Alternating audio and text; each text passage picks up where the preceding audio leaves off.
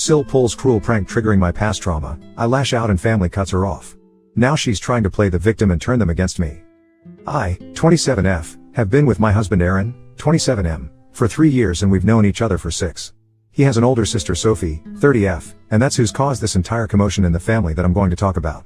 So 3 weeks ago, Sophie asked me if I'd be willing to accompany her on an all-women family holiday to Spain with her, my mother-in-law, and my husband's cousin Nadia, 27F.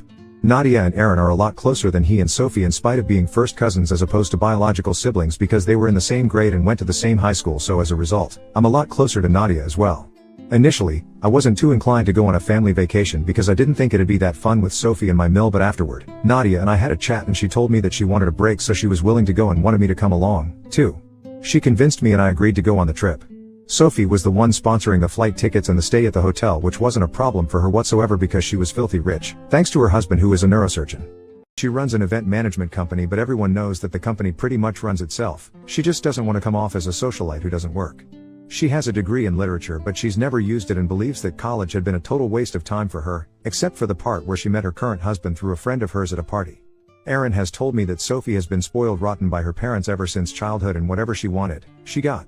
That has extended into adulthood, and even now, she thinks that just sulking, pouting and the silent treatment will be enough to manipulate people into doing what she wants. It doesn't help that her husband and her parents still encourage such infantile behavior, but Aaron, Nadia, and I know when to ask her to cut the crap so she doesn't try to behave the same way with us. If I'm being honest, I've never particularly liked Sophie, but since she's never been outright mean to me, I've put up with her for the sake of the family. Anyway, I agreed to go on that trip with her, and 3 days back, we were finally about to leave. The airport is kind of far away from my house, so I had to leave early, and I ended up reaching there about half an hour early as well. I was pretty bored while waiting for the rest of the party to arrive, so I decided to go scroll through my phone instead. That morning itself, unfortunately, my phone's vibration motor stopped working, and so it wasn't buzzing whenever I received a notification like it usually does. I didn't have the time to repair it that day, so I decided I'd do it once I returned from the holiday. It was purely by luck that I had been on my phone when I received the message. I received an image from Sophie where she'd sent me the screenshot of text she'd received from a number I didn't recognize. The conversation had an image followed by a text, and once I downloaded it, I opened the image to check out the contents because it felt bizarre that Sophie was sending me the screenshot of someone else's conversation. As soon as I did, my blood froze because the picture had been clicked right outside of my house by someone who had a pair of scissors in their left hand.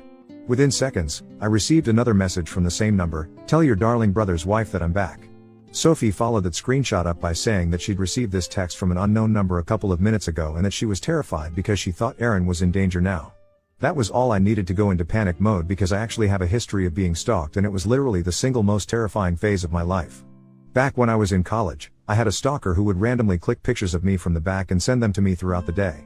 He wouldn't text me on my number but would use dummy social media accounts to talk to me. He'd ask me to meet him at certain spots, but he'd never show up. I wouldn't go unarmed, and I was trained in jiu-jitsu, but even then I felt very afraid of what would happen. This went on for 2 whole months, and I didn't tell anyone because I was scared of what he might do if I did. Initially, I tried to get the guy to stop, but he texted me and told me that if I breathed even a word of this to anyone then I'd be in big trouble, and had even sent me a similar picture from right outside my parents' house to threaten me, scissors and all. I was terrified, so I didn't tell anyone and just kept silently praying for my safety whenever I'd have to attend classes. After the first few weeks, I stopped leaving my dorm room for anything but classes and food, and eventually, it got to a point where I refused to leave my room at all because I kept receiving pictures of myself so frequently. It was then that my roommate finally realized that something was wrong and forced me to tell her, and after that, we went to the police to report this. Within a few days, an arrest had been made, and very ironically, it happened to be a guy from the computer engineering department. He was a senior and had a history of making girls on campus feel creeped out or harassed. Unfortunately, he'd taken a liking to me, and so, he'd started stalking me, and because he specialized in cyber safety, he was able to find out a lot about me from my social media accounts, which happened to be public at the time. He'd also simultaneously been stalking another girl who hadn't reported this for the same reasons as me. Once he was caught, he was kicked out of college, and that was the end of him terrorizing me and other women. From what I heard, his parents took him back after a couple of days and he ended up back in his home country.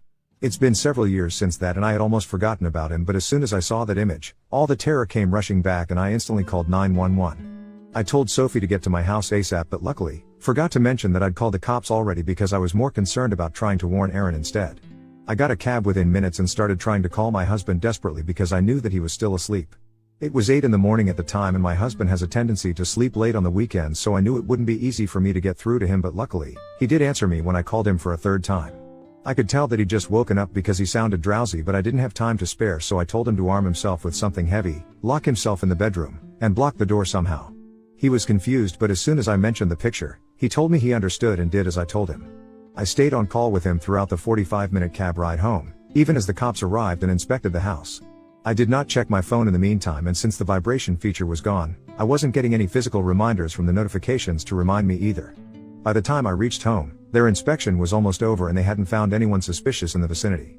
I was having a full-blown panic attack by the time I reached home, and it took me several minutes and half a bottle of water to finally calm down. The cops told me that they'd run the phone number through the system and the only name that had come up was Theo Wilson. That wasn't my stalker's name, but a fake name for his phone number would be totally feasible. By then, I'd forgotten about Sophie and my phone and hadn't checked it in a while because I was just so relieved to see that Aaron was safe. The cops who'd come to my house informed me that they'd sent 2 cops separately to pay this person after the cyber crime department had tracked the sender and were currently bringing them to the police station. Aaron and I headed over to the nearest police station, and within a few minutes of our arrival, Sophie was dragged in by 2 cops while she sobbed violently. I think most people have been able to guess what happened by now, and yeah, it's exactly what you guys think. For whatever reason, Sophie had thought that it would be a good idea to pull a prank on me this morning just to mess with me a little before our trip. She'd met a friend of mine from college for work a couple of days back, and of course, I'd come up while they were discussing families, and once they discovered the connection, my old college mate told her all about my stalker in college, which was something I'd become very popular for. I'm not bragging, but after the stalker incident, my popularity among the students and teachers alike had pretty much skyrocketed because everyone likes a good scandal. I never thought it was fun to be pointed at and whispered about, but people had remembered, and I guess we're still talking about it. After finding out about my past stalker, Sophie had decided that she was going to prank me on the morning of our flight, and it'd be fun. So she'd used a phone number that she'd taken up a couple of days ago under a fake name just for this purpose to text herself an image that she'd clicked a few days ago, right in front of our house, with the scissors and an outstretched arm. Of course, now that I paid attention to the hand that I saw in the photo, I could tell it wasn't a man's hand at all, but she'd made the effort to remove her nail paint, so when I received that picture the first time, it was hard for me to tell while being so panic-stricken at the very idea. The fear had messed with my mind, and I'd missed a lot of important things that hinted at this being a prank, but at the end of the day, it didn't matter. It had been a traumatic thing for me back in college, and the thought of going through that again really scared me, especially when Aaron and his safety were at risk. It wasn't fun at all, and ended with an embarrassing visit to the police station where she was let off with a warning, and Aaron and I ended up wasting our time and energy worrying about the return of my stalker when we had nothing to worry about. I was beyond angry when I left the station and just let her have it. I must have screamed at her for more than 15 minutes, and by the time I was done, she was bawling again, but I didn't care. She'd tried to make a mockery out of something that was a really traumatic and scary experience for me, and because of her own stupidity, she'd landed us all in an embarrassing situation. So she could cry her tears all she wanted, but I wasn't going to feel even an iota of sympathy for her. Aaron and I drove back home that day, and on the ride back home, I told Nadia all about what had happened, and even she ended up canceling the trip because, let's be real, nobody wants to hang out with someone like Sophie after they go above and beyond in their stupidity. That entire day, I did nothing but try to calm my nerves because it had been a crazy morning and I still hadn't gotten over the stalker scare. The threat had felt very real at the time, and even after finding out it wasn't real, it was very difficult for me to shake off the fear because it had been the darkest time for me when it happened back in college, and I'll admit, I was still pretty spooked by it. That day I didn't talk to anyone apart from Aaron and a little to Nadia. I didn't get any notifications either because I'd turned my phone off for the day. I'd had enough. It was only 2 days ago that I found out that my Mill and Sophie had pretty much filled my entire inbox with their messages regarding how I had been the one to overreact at a silly little prank, and that it had been cruel of me to tell Nadia to back out of the vacation as well. I hadn't even told Nadia to not go on the trip, I just told her about what Sophie had done. The decision not to go on the trip was hers alone, and I had no part in it. Apparently, Nadia and Aaron had turned everyone against Sophie, and now, nobody in the family wanted to speak to her after what she'd done, including my own father-in-law, her dad. Mill and Sophie think that I'm the one behind this, but I hadn't even told anyone about what had happened.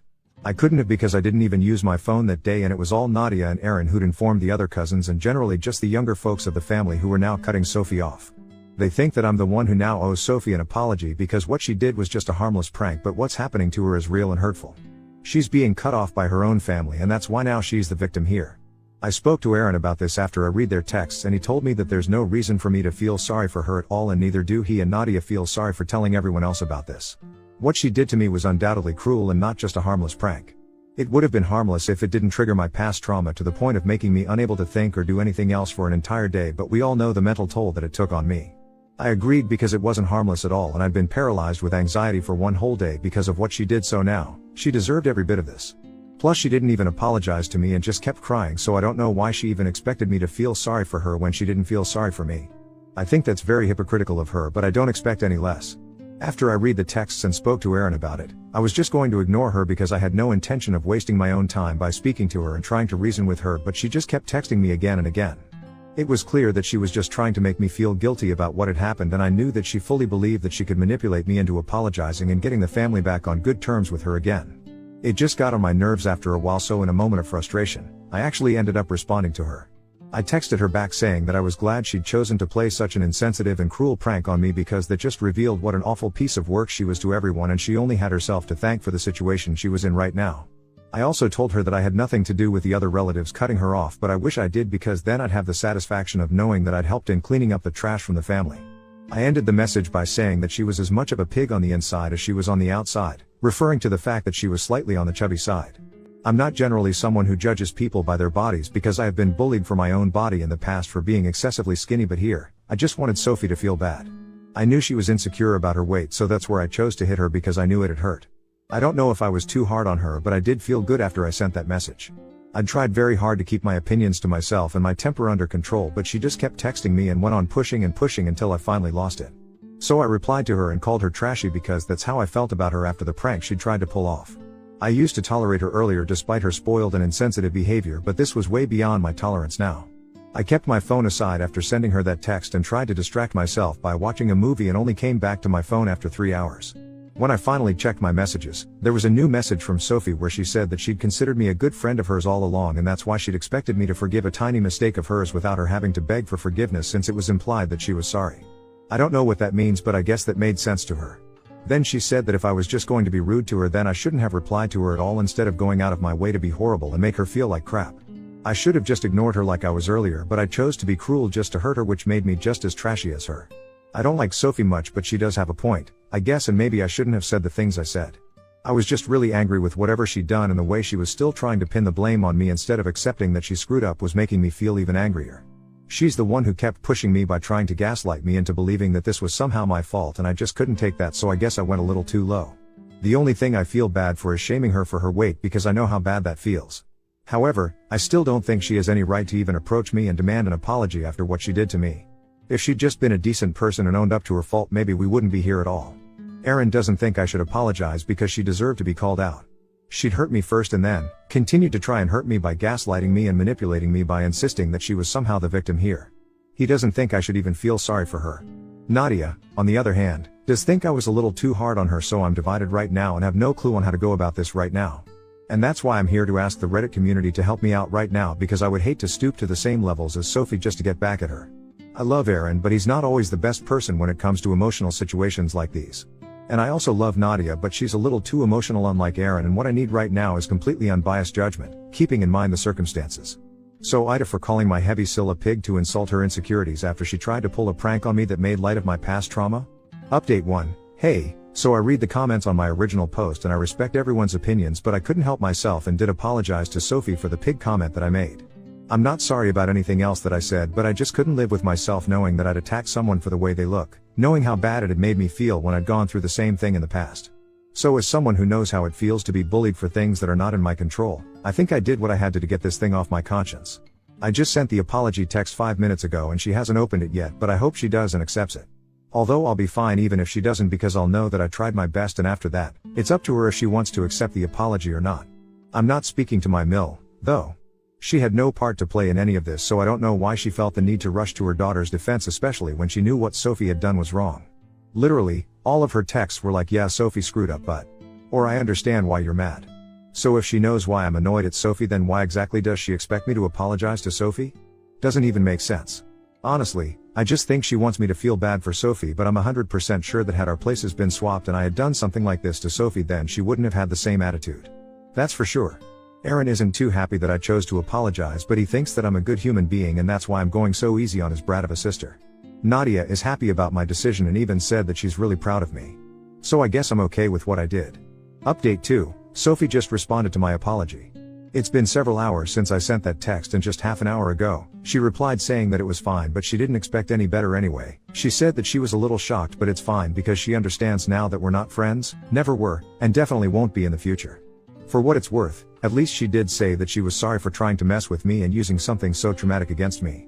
Had she known that there would be such horrible consequences, then she never would have gone ahead with the prank at all. I mean, I don't think she should have gone ahead with a prank like that in any case, regardless of the circumstances, because it's just gross and disrespectful, but at least there was an apology. She was very passive-aggressive about the whole thing, and I could tell she'd racked her brains to try and come up with something that would be equal parts infuriating and apologetic, and had finally concocted this sorry excuse of an apology. But hey, something's better than nothing, right? And at least this way, I don't have to continue feeling guilty about what I said and will be able to move on without thinking about my own harsh words. I'm done and dusted with this whole episode. Now onwards, there will be no more Sophie in our lives, and that's the best thing that came out of this whole incident. Update 3, hey, everyone. So it's been about a month since the last update, and last week, Nadia found out that she was pregnant. So there was a huge pregnancy announcement party where everyone was invited with the exception of Sophie, because nobody has spoken to or heard from her after they cut her off.